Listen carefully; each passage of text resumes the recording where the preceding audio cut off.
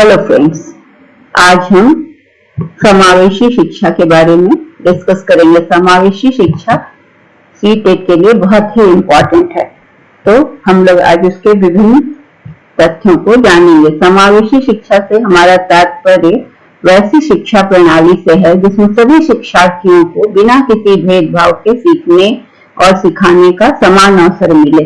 सभी तरह के विद्यार्थी का मतलब क्या हुआ कि तेज विद्यार्थी, कमजोर विद्यार्थी, शारीरिक रूप से स्वस्थ विद्यार्थी, शारीरिक रूप से जिनमें कुछ कमियां हैं, जो विकलांगता है कुछ, वैसे विद्यार्थी सबों को बिना किसी भेदभाव के एक ही साथ शिक्षा का अवसर प्रदान करना ही समावेशी शिक्षा कहलाता है। समावेशी शिक्षा का अर्थ है कि वैसे समावेशी मतलब सबका समावेशन हो, ऐसी शिक्षा हो जिसमें सबका समावेशन है, सभी को सम्मिलित करके बिना किसी भेदभाव के सभी प्रकार के बालकों और बालिकाओं की क्षमता को ध्यान में रखकर शिक्षा प्रदान करना। ठीक है, तो ये मतलब तेज भी साथ पढ़ रहे हैं, कमजोर विद्यार्थी भी साथ पढ़ रहे हैं, शारीरिक रूप से स्वस्थ विद्यार्थी भी साथ पढ़ रहे हैं और शारीरिक रूप से जो थोड़ा कमजोर हैं या किसी तरह की उनमें विकलांगता है वो भी साथ पढ़ रहे हैं। ठीक है, तो स्टीफन एंड ब्लैकहार्ट के अनुसार समावेशी शिक्षा जो है वो उन्होंने उसकी परिभाषा देते हुए बताया है कि शिक्षा की मुख्य धारा का अर्थ बाधित बालकों और बालिकाओं, मतलब ऐसे बालक जो शारीरिक और मानसिक रूप से सामान्य बालक और बालिकाओं से अलग हैं, उनकी अपेक्षा उनकी क्षमता कम है सामान्य बालकों की अपेक्षा, और उनको सामान्य बालकों के साथ शिक्षा प्रदान करना, एक ही कक्षा में शिक्षा की व्यवस्था करना, उनको एक ही साथ बैठाना, जिससे कि उनको सामान्य विद्यार्थियों की तरह ही आगे बढ़ने में मदद मिले और उन्हें ये हीन भावना का एहसास ना हो कि वो दूसरे से कमतर हैं। इसका मतलब है कि जब शारीरिक रूप से कम क्षमता वाले बच्चों को नॉर्मल बच्चों के साथ जब क्लास में पढ़ाया जाएगा तो बच्चों के अंदर जो हीन भावना होती है, जो कुंठा होती है, वो खत्म होगी और वो अपने को सामान्य बच्चों की तरह ही डील करेंगे या समझेंगे। समावेशी शिक्षा के अंतर्गत मंद बुद्धि, शारीरिक रूप से दिव्यांग छात्र मतलब जिनको कोई फिजिकल डिसेबिलिटी हो, शारीरिक कोई अपंगता हो, उन्हें दिव्यांग कहा जाता है। तो दिव्यांग छात्र उन छात्राओं को जो दृष्टिहीन बालक हैं, वैसे बालकों को उनकी बुद्धि के आधार पर शिक्षा प्रदान करने का प्रयास किया जाता है। तो समावेशी शिक्षा में सभी बच्चों के साथ ऐसे बच्चों को भी क्लास में रखा जाता है और उन्हें शिक्षा प्रदान किया जाता है, जिससे क्या होता है, क्योंकि इस शिक्षा में, समावेशी शिक्षा में क्या होता है, समाज के सभी वर्ग से आने वाले और विभिन्न क्षमता, सभी वर्ग मतलब धनी गरीब सब तरह के लोग और सभी तरह के शारीरिक क्षमता और अक्षमता वाले भी बच्चों को सम्मिलित किया जाता है और उन्हें शिक्षा प्रदान की जाती है। इसीलिए इसे समावेशी शिक्षा की संज्ञा दी गई है। समावेशी शिक्षा ऐसी शिक्षा है जहां पर सामान्य बालकों के साथ साथ दिव्यांग बालकों को भी एक ही कक्षा में एक साथ बैठाकर शिक्षा दी जाए। ठीक है ना, वैसे उसे हम समावेशी कहते हैं। समावेशी मतलब समावेश कर लेना, एक क्लास में सब तरह के बच्चों को अपना लेना, समावेश करना, समाविष्ट करना।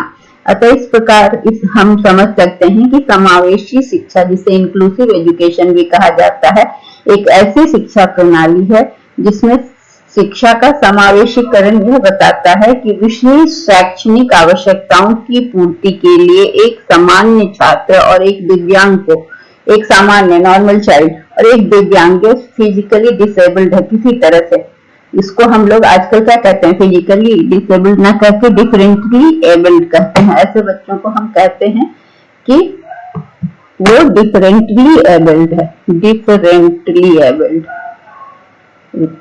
तो दिखाते हैं, मतलब दूसरे प्रकार से सक्षम है ना, डिफरेंटली कलर मैच कर। तो इसे हम कह सकते हैं डिफरेंटली एबल्ड।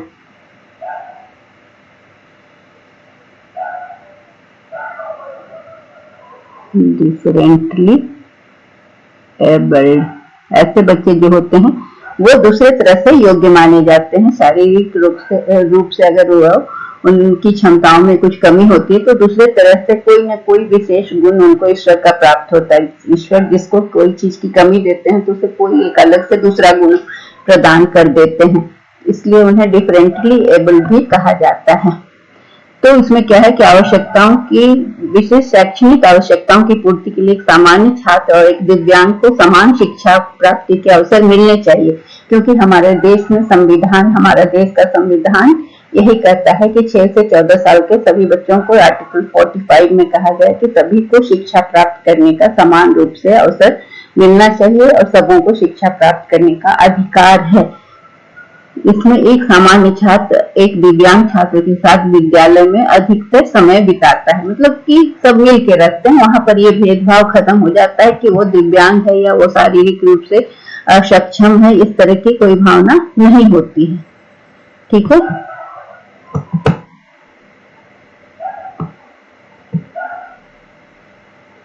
अगला पॉइंट है इसमें कि समावेशी शिक्षा में 3 भाग में रखा गया है। समावेशी शिक्षा को 3 भाग में रखा गया है, मतलब 3 तरह से बांटा गया कि किस तरह की अक्षमता या विकलांगता होती है और उन सबको क्लास में एक ही क्लास में पढ़ाना है नॉर्मल बच्चों के साथ।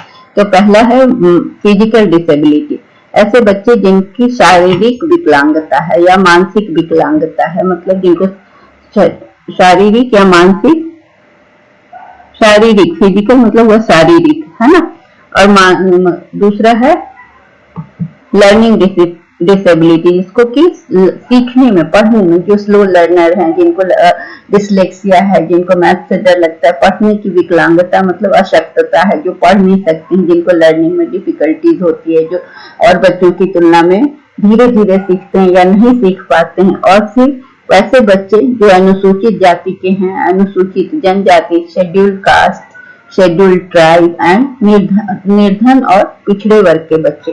तो ऐसे बच्चे जो हैं इसमें सबको समान रूप से शिक्षा दी जाती है। सभी बच्चों से क्या मतलब है कि कुछ बच्चे इसमें विशिष्ट हो सकते हैं, शारीरिक विकलांग या कोई शारीरिक कमी हो। जैसे शारीरिक विकलांगता का बहुत सा एस्पेक्ट हो सकता है जिसको हम आगे चल के देखेंगे।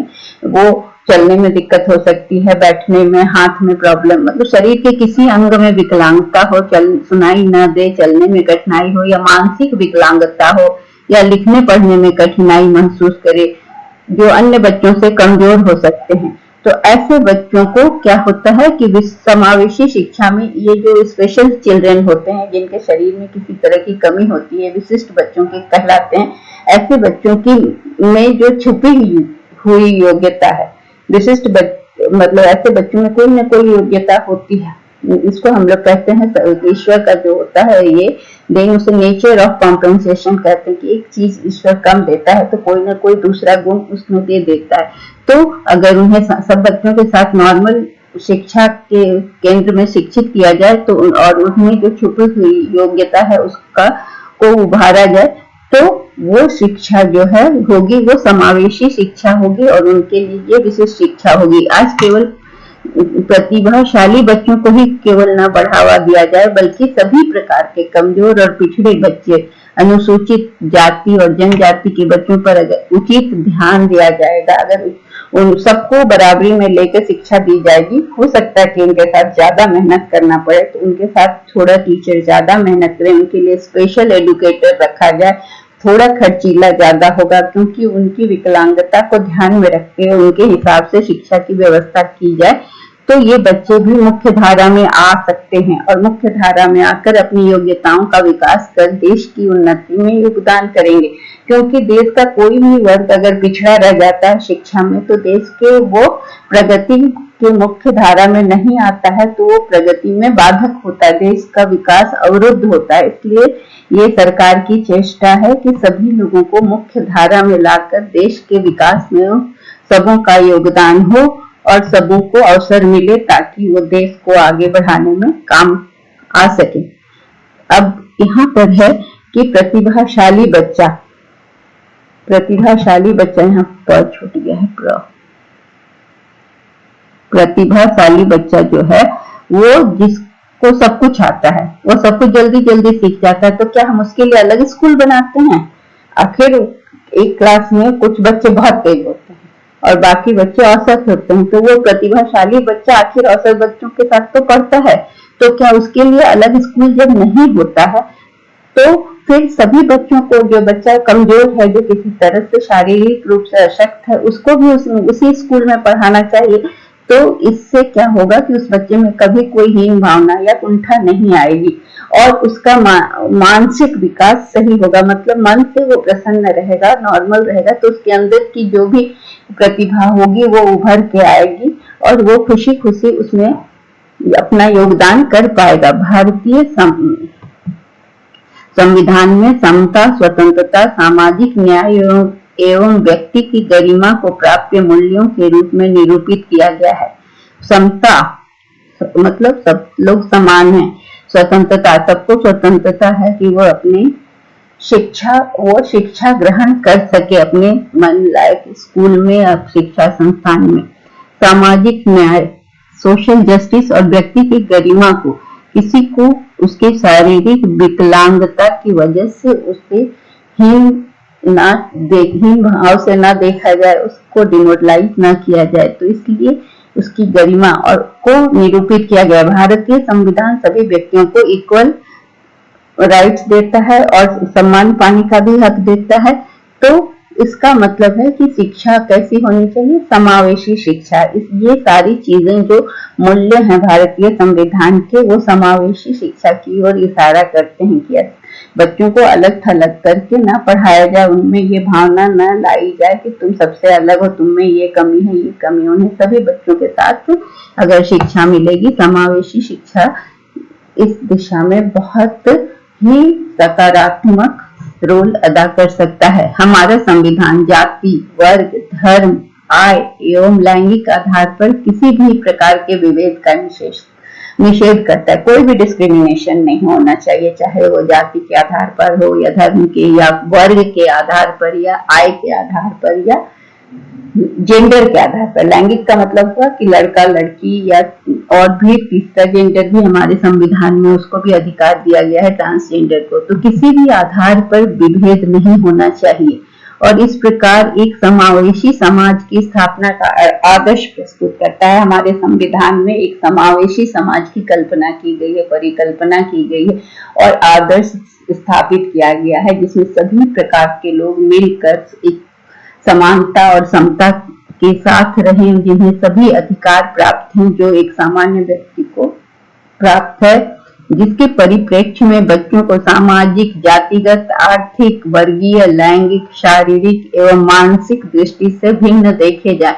किसी भी व्यक्ति को किसी आधार पर अलग थलग नहीं किया जा सकता, चाहे वो सामाजिक रूप में हो या जाति के रूप में हो, आर्थिक कारण हो या वर्ग से हो, किसी भी वर्ग का बच्चा हो, लैंगिक हो या शारीरिक या मानसिक दृष्टि से उसे अलग थलग नहीं किया जा सकता है और के बजाय एक स्वतंत्र अधिगम करता मतलब एक स्टूडेंट, एक इंडिपेंडेंट, एक स्टूडेंट देखा जाए, एक बच्चे को ये सिर्फ एक अधिगम करता है, एक छात्र देखा जाए, ना कि वो इस जाति का है, वो समाज का है, उस वर्ग का है, उस लिंग का है, उसमें ये कमी है, शारीरिक रूप से या मानसिक रूप से वो विकलांग है। इस तरह की चीज को ना देखकर बस एक स्टूडेंट, एक बच्चा देखे जाने की आवश्यकता है, जिससे लोकतांत्रिक स्कूल में बच्चे का समुचित समावेशन, एक डेमोक्रेटिक स्कूल जिसमें सबको इक्वल राइट्स है, सबको अपनी बात कहने का अधिकार है, सबको शिक्षा पाने का अधिकार है, सबको टीचर से प्यार पाने का अधिकार है, सबको क्लास में बराबरी का हक पाने का अधिकार है। इस तरह समावेशी शिक्षा के वातावरण का सृजन किया जा सके। हमारा संविधान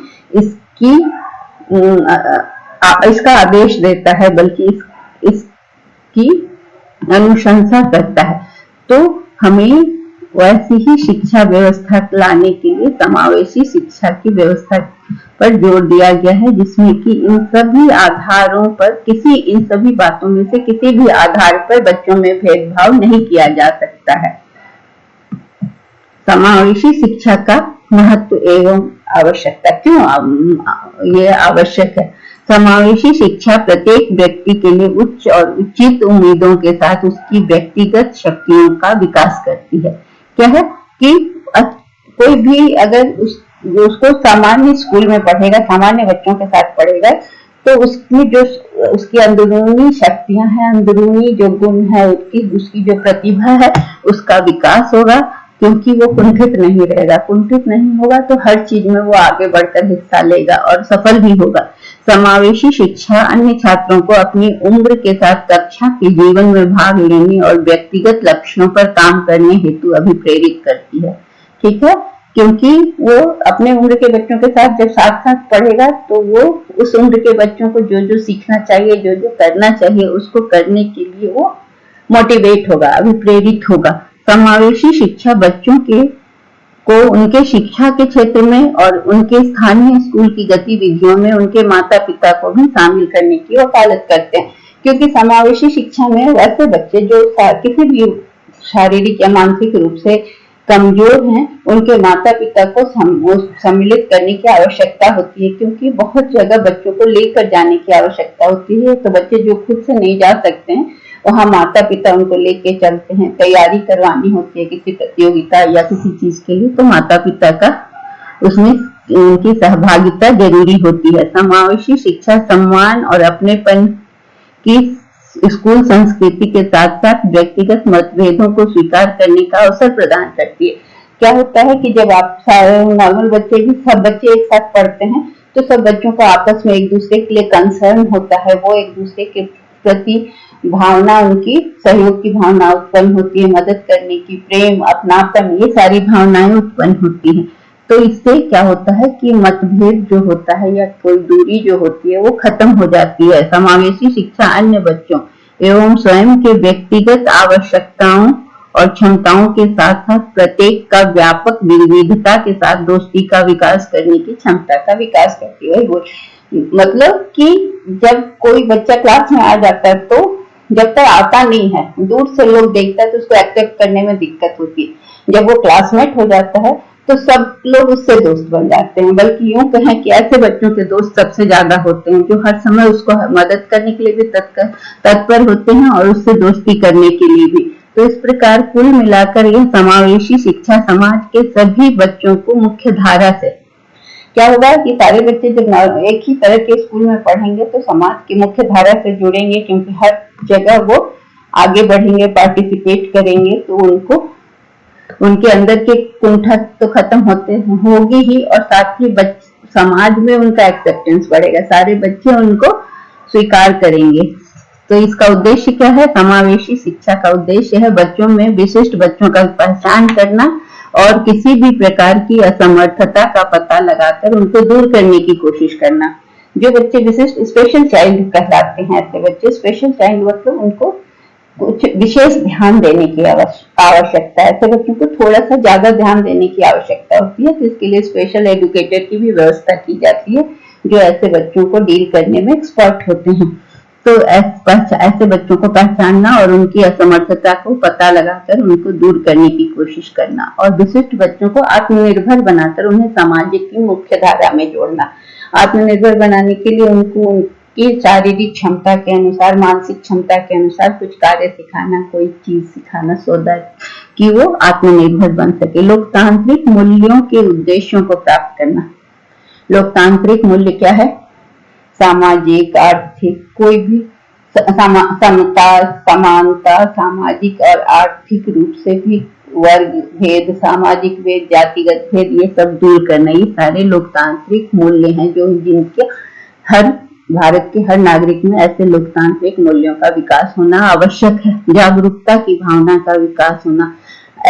समावेशी शिक्षा से बच्चे जागरूक होते हैं अपने चारों समाज में किस तरह के लोग हैं, किसको मदद की आवश्यकता है, ये सारी जागरूकता भी आती है। बच्चे फिर आत्मनिर्भर होते हैं जब वो स्कूल में सामान्य बच्चों के साथ रहते हैं। तो अगर किसी तरह से वो बच्चे कमजोर हैं तो वो कोशिश करते हैं नॉर्मल बच्चों की तरह रहने का या जीने का। समावेशी शिक्षा में यह सुनिश्चित करना होगा कि कोई भी व्यक्ति शिक्षा में दाखिले से वंचित न रह पाए। मतलब हर बच्चे को शिक्षा का अवसर मिले, हर बच्चे को स्कूल में एडमिशन मिले। समावेशी शिक्षा में ये सुनिश्चित किया जाए कि वह चाहे कोई बच्चा शारीरिक अपंगता से ग्रस्त हो, फिर भी शिक्षा का अवसर से उसको रोका नहीं जा सकता, मना नहीं कर सकते हैं कि आप ब्लाइंड हैं तो आपको स्कूल में एडमिशन नहीं मिलेगा, नहीं।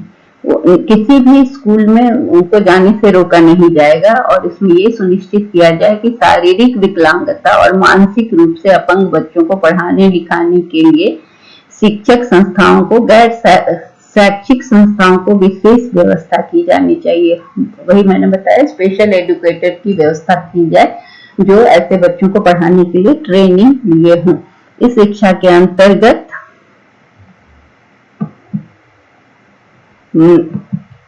शैक्षिक संस्थाओं को, इस शिक्षा के अंतर्गत शैक्षिक संस्थाओं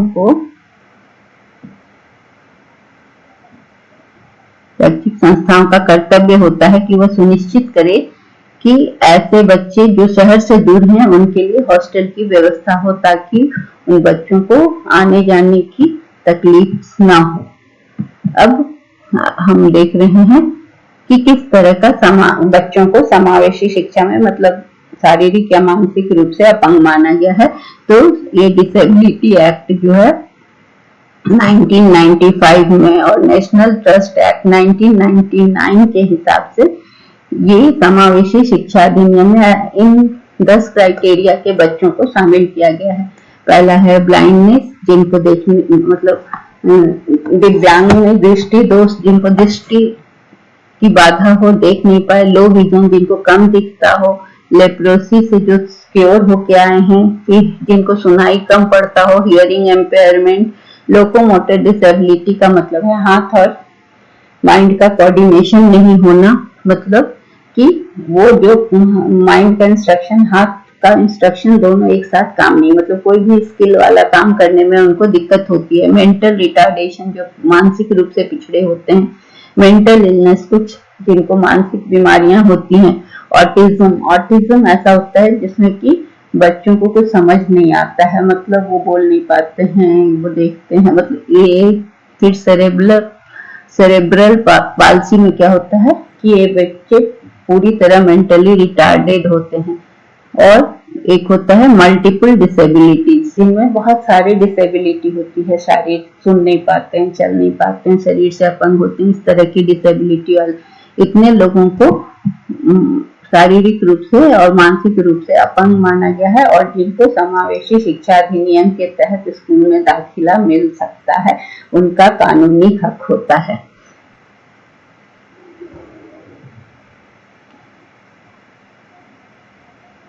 अब निर्धन और पिछड़े वर्ग के बच्चों और उनकी शिक्षा। पुअर और बैकवर्ड क्लास के बच्चे जो होते हैं उनको शिक्षा के दायरे में लाने के लिए शिक्षा को, राइट टू एजुकेशन, शिक्षा को मौलिक अधिकार बना दिया गया है और हर बच्चे को शिक्षा प्रदान करना अनिवार्य है। 6 से 14 साल के बच्चों को निःशुल्क शिक्षा प्रदान की जा रही है, पर निर्धनता के कारण माता पिता बच्चों को स्कूल नहीं भेज पाते, तो इससे समावेशी शिक्षा का उद्देश्य में बाधा हो रहा है। समावेशी शिक्षा है कि गरीब अमीर सब बच्चों को साथ पढ़ाना, लेकिन माता पिता बच्चों को नहीं भेज रहे हैं, तो उससे पूरा कोई भी बच्चा स्कूल जाने से बच्चा न रह सके, ये वाला उद्देश्य पूरा नहीं हो पा रहा है। सबको दाखिला मिले, इसमें दिक्कत आती है।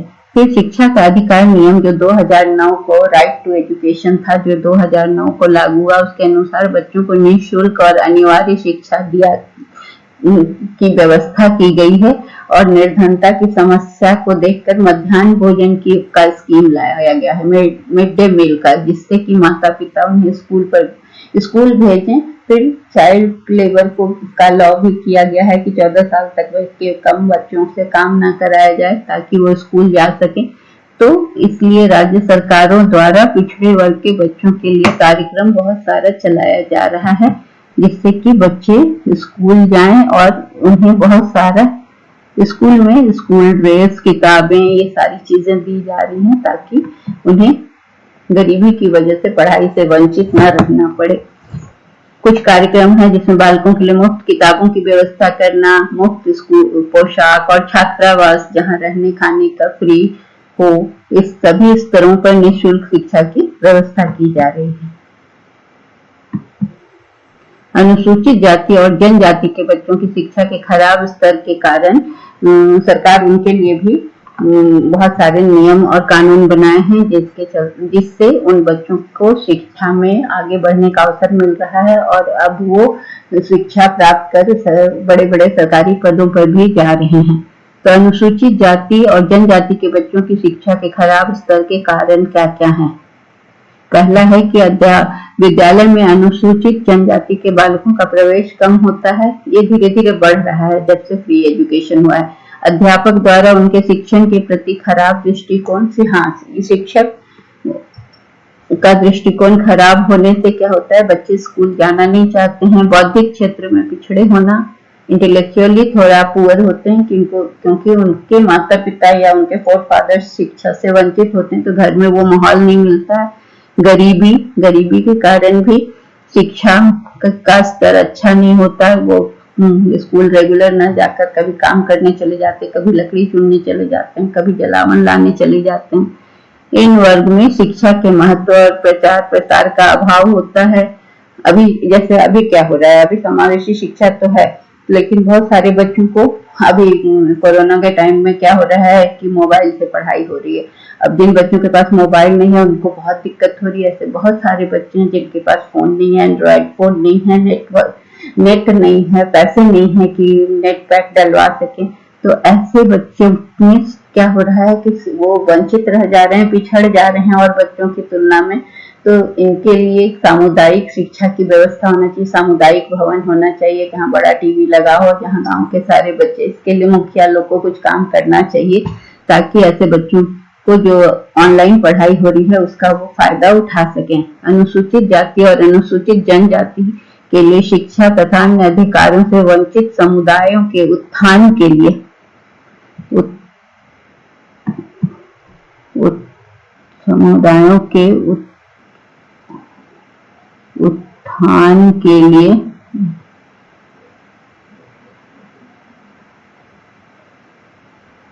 उत्थान के लिए भारतीय संविधान में विशेष प्रावधान किया गया जिससे कि उनका उचित विकास हो सके। उन अनुसूचित जाति और अनुसूचित जनजाति के बच्चों के लिए शिक्षा मुहैया कराने हेतु भारतीय संविधान की धारा 15, 4, 45 और 46 में विशेष प्रावधान किया गया है। 45 में तो सबको शिक्षा का अधिकार दिया गया है और 46 में क्या है, अनुसूचित जाति के बच्चों के लिए शिक्षा, अनुसूचित और जनजाति और दुर्बल वर्ग के शिक्षा के लिए विशेष महत्व दिया गया है। और ऐसे सरकार की तरफ से ये सुविधा देने से क्या हो रहा है कि बच्चे आगे बढ़े। फिर चाइल्ड लेबर को रोका गया है जिसमें रिलीजन और उसके अलावा शिक्षा में जाति, धर्म, कास्ट, सेक्स या किसी जन्म स्थान के चलते शिक्षा के क्षेत्र में किसी को एडमिशन लेने से रोका नहीं जा सकता है। तो ये सारी चीजें जो हैं ये समावेशी शिक्षा में भेदभाव रहित जो शिक्षा है, समावेशी शिक्षा मतलब भेदभाव रहित शिक्षा। इसमें क्या है, विशिष्ट कार्यक्रमों के द्वारा विशिष्ट शिक्षा हेतु सभी तरह के बच्चों का सामान्य और विशिष्ट बच्चों के बीच समन्वय करना, कोऑर्डिनेशन करना, ताकि सारे बच्चे एक दूसरे से अपने को अलग ना समझे। कोई भी शिक्षा से निरस्त नहीं होना, शारीरिक रूप से बाधित सभी बालकों को निःशुल्क उपयुक्त शिक्षा मिले। समावेशी शिक्षा का यही उद्देश्य है और सामान्य शिक्षा संस्थाओं में उनका प्रवेश हो, किसी भी तरह से उनको रोका नहीं जा सके। और जो व्यक्ति, जिस बच्चे को विशिष्ट शिक्षा की आवश्यकता है, स्पेशल एजुकेशन की आवश्यकता है, उनके लिए स्पेशल एजुकेटर और उससे जुड़े हुए रिसोर्सेज की व्यवस्था की जाए। और उस जैसे कि कोई ब्लाइंड है तो उसके लिए ब्रेल की पुस्तक हो, उसके लिए वॉइस रिकॉर्डर की व्यवस्था हो ताकि वो सुनकर याद कर सके, क्लास के लेक्चर को लिख ना पाए तो बाद में सुनकर फिर से याद कर सके। फिर क्या है कि जिनको प्रत्येक छात्र की परीक्षा जो हो ना, इस तरह में समावेशी शिक्षा में, चूंकि अलग अलग कैपेसिटी वाले बच्चे हैं तो व्यक्तिगत रूप से परीक्षा हो और उसके बाद सभी को विशिष्ट शिक्षा के कार्यक्रम में रखा जाए। फिर विशिष्ट प्रक्रिया मतलब शारीरिक रूप से जो बाधित व्यक्ति हैं वो माता पिता उनके इसमें आगे बढ़े और विद्यालय में कैसा उनकी विद्यालय वैसे बच्चों के लिए क्या व्यवस्था कर रहा है इसका निर्धारण करें, विश्लेषण करें और समावेशी शिक्षा में शारीरिक रूप से बाधित और स्वस्थ बच्चों का एक साथ क्लास में वातावरण क्लास हो और क्लास का वातावरण नियंत्रित हो ताकि बाधित बच्चों को कोई परेशान न कर सके। तो समावेशी शिक्षा से क्या है कि एक साथ शिक्षित होने से भविष्य में समाज के अंदर जब भी विशिष्ट आवश्यकता वाले व्यक्ति होंगे तो उनके लोग जो उनके साथ पढ़ेंगे तो ऐसे बच्चे जो साथ साथ पढ़ेंगे विशिष्ट बच्चों के साथ मतलब ये शारीरिक रूप से विकलांग या मानसिक रूप से विकलांग बच्चों के साथ पढ़ने वाले बच्चे जब आगे बढ़कर देश के बड़े होकर नागरिक बनेंगे तो उनमें कंपैशन की भावना होगी और आगे चलकर हमारा ऐसा समाज होगा जिसमें सब तरह के लोग एक साथ मिलकर आगे बढ़ेंगे। तो इसके लिए इसको जमीनी स्तर पर लागू करने की आवश्यकता है और इसमें दृष्टि बाधित, अस्थि बाधित, मूक, बधिर, मंद बुद्धि ये सारे बच्चों को पढ़ाने के लिए पार्ट टाइम टीचर्स की व्यवस्था हो और उन्हें अच्छे वेतन दिया जाए टीचर को और ट्रेनिंग देकर ताकि ऐसे बच्चों को देश के मुख्य धारा में लाकर और देश का विकास हो सके। धन्यवाद।